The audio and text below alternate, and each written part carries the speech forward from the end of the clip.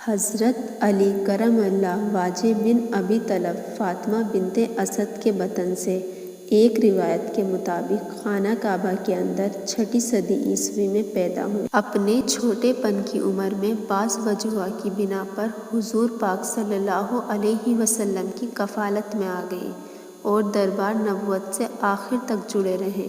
10 سال کی عمر میں اسلام قبول کیا۔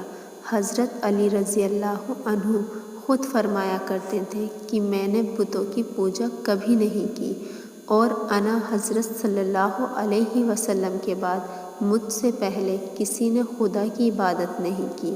ابتدائی عمر سے ہی حضور پاک صلی اللہ علیہ وسلم سے از حد زیادہ محبت کرتے تھے۔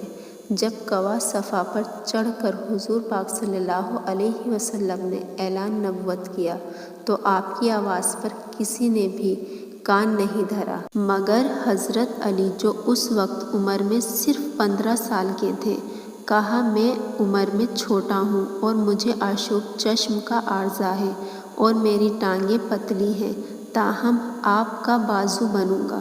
جس وقت آپ کی عمر 22 سال کی تھی، آپ اپنی جان کی بازی لگا کر حضور پاک صلی اللہ علیہ وسلم کے بستر پر پوری رات لیٹے رہے، اور حضور پاک صلی اللہ علیہ وسلم ہجرت کے لیے نکل گئے۔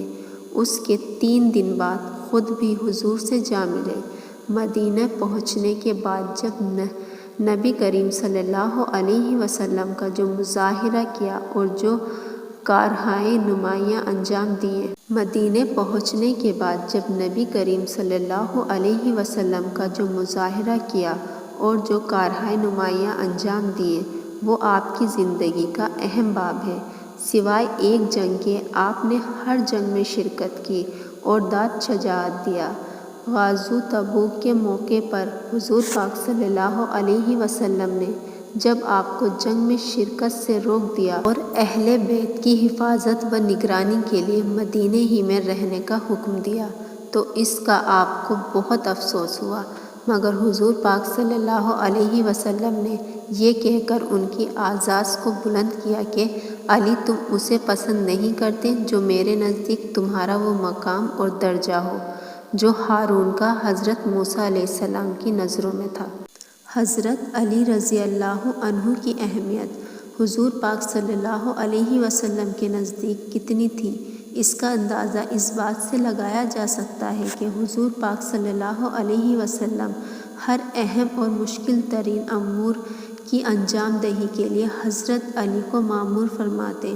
جب تک حضور پاک صلی اللہ علیہ وسلم زندہ رہے، ہر بات میں ہر لحاظ سے حضور پاک صلی اللہ علیہ وسلم کی فرما برداری اور اطاعت کرتے رہے۔ اسی جانثاری کو دیکھ کر حضور پاک صلی اللہ علیہ وسلم نے ایک خطبے میں فرمایا کہ جو علی کا دشمن ہے وہ میرا بھی دشمن ہے، اور جو علی کا دوست ہے وہ میرا بھی دوست ہے۔ حضور پاک صلی اللہ علیہ وسلم کی وفات کے بعد خلیفہ سوم کے زمانے تک میں بھی اہم کارنامے اور خدمات انجام دیے اور جنگی مرگئے سر کیے اور خلف اشاری کے حالات پر قابو پائیں، مگر دشمنوں نے آپ کو زیادہ دن حکومت کرنے نہیں دی اور آپ کو قتل کر دیا۔ آپ کل 4 سال 9 مہینے حکومت کر سکے۔ نبی کریم صلی اللہ علیہ وسلم کے اخلاق کا اثر حضور اکرم صلی اللہ علیہ وسلم کے مقاصد میں ایک اہم مقصد یہ بھی تھا کہ آپ خالق خدا کو ادب و احترام اور اخلاقی اقدار و تہذیب کی تعلیم دیں۔ چنانچہ آپ صلی اللہ علیہ وسلم نے خود ہی فرمایا، میں اخلاق کی تکمیل کے لیے بھیجا گیا ہوں، اور اللہ تبارک و تعالیٰ نے آپ کی اس خوبی کو قرآن کریم میں اس انداز میں بیان کیا ہے کہ اے نبی، آپ اخلاق کے اعلیٰ مرتبہ پر فائز ہیں۔ جب حضور پاک صلی اللہ علیہ وسلم اس دار فانی سے رخصت فرمائیں گے تو کچھ لوگ حضرت عائشہ رضی اللہ عنہا کی خدمت میں حاضر ہو کر یہ معلوم کرنا چاہا کہ آپ کا اخلاق کیسا تھا، تو انہوں نے جواب دیا، یعنی جو کچھ قرآن مجید میں بیان کیا گیا ہے وہی آپ صلی اللہ علیہ وسلم کا اخلاق تھا۔ اسی طرح حضرت علی رضی اللہ عنہ کے اخلاق و کردار اور ان کی تعلیمات کا بھی مطالعہ کرنا چاہیے، کیونکہ آپ دو رسالت سے ابتدائی عمر سے آخر تک جڑے رہیں، اسی لیے ان کے بارے میں بھی کہا جا سکتا ہے جو طرز عمل اور اخلاق و کردار حضور پاک صلی اللہ علیہ وسلم کے تھے، اسی کو حضرت علی رضی اللہ عنہ نے اپنی زندگی میں نافذ کیا۔ علامہ سید ابو الحسن ندوی اس نقطہ پر روشنی ڈالتے ہیں کہ رسول اللہ صلی اللہ علیہ وسلم سے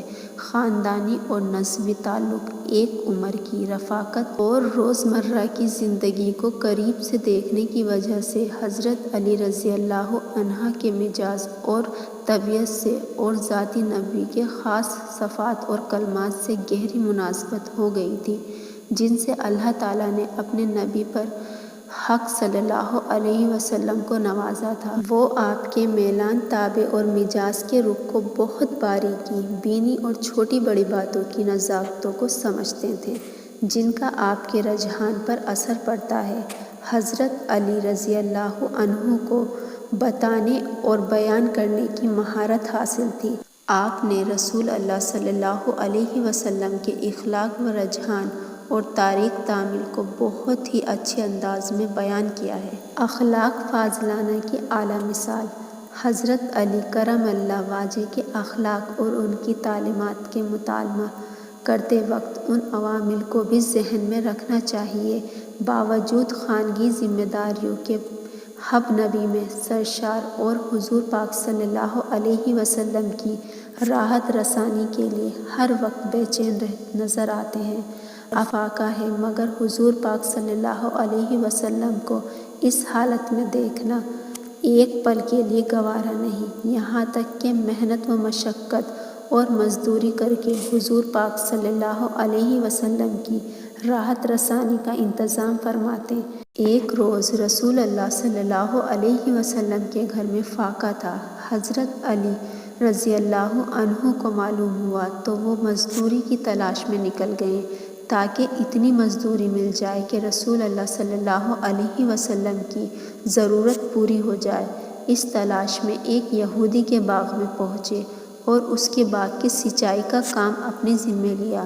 مزدوری یہ تھی کہ ایک ڈول پانی کھینچنے کی اجرت ایک کھجور۔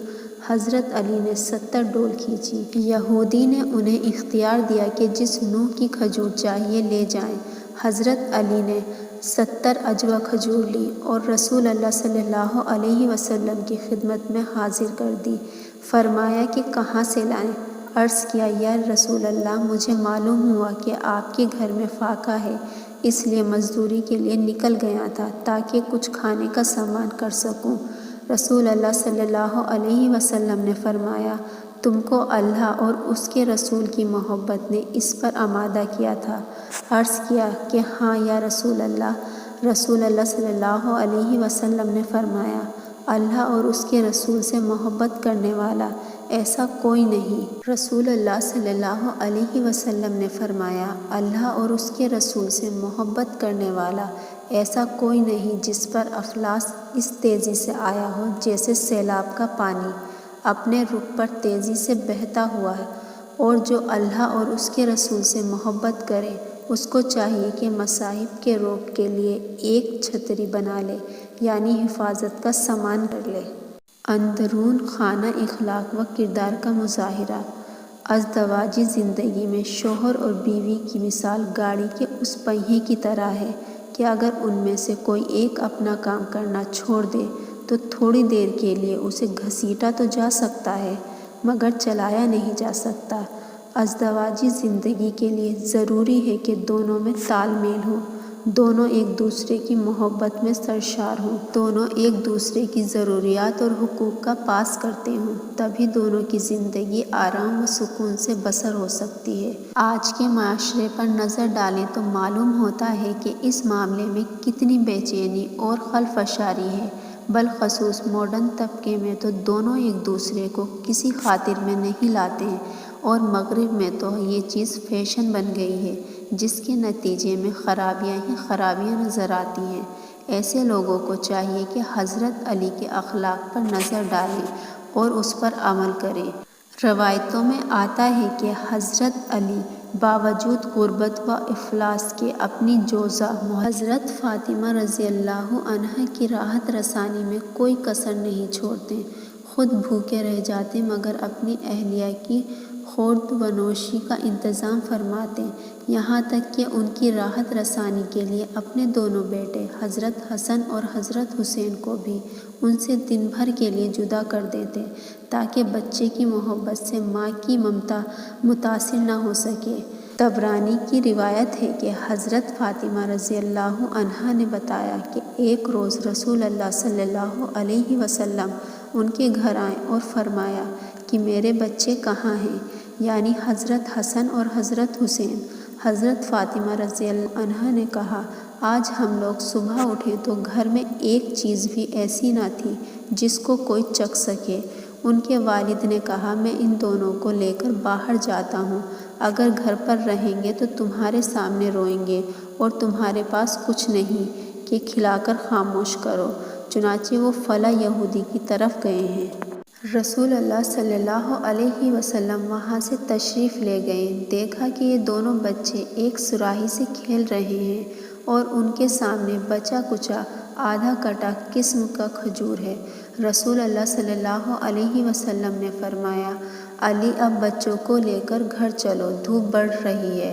انہوں نے کہا، یا رسول اللہ، آج صبح سے گھر میں ایک دانہ نہیں ہے، تو اگر آپ یا رسول اللہ تھوڑی دیر تشریف رکھیں تو میں فاطمہ رضی اللہ کے لیے کچھ بچے کچے کھجور جمع کر لوں۔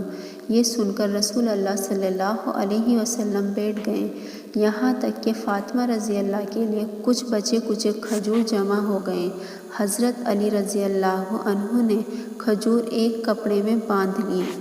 یہ تھے حضرت علی رضی اللہ عنہ، جن کے بارے میں آپ صلی اللہ علیہ وسلم نے فرمایا تھا کہ علی مجھ سے ہیں اور میں علی سے ہوں، اور حضرت جبرائیل علیہ السلام نے فرمایا کہ میں آپ دونوں سے ہوں۔ اللہ ہم سب کو ان جیسی صفات عطا فرمائے، آمین۔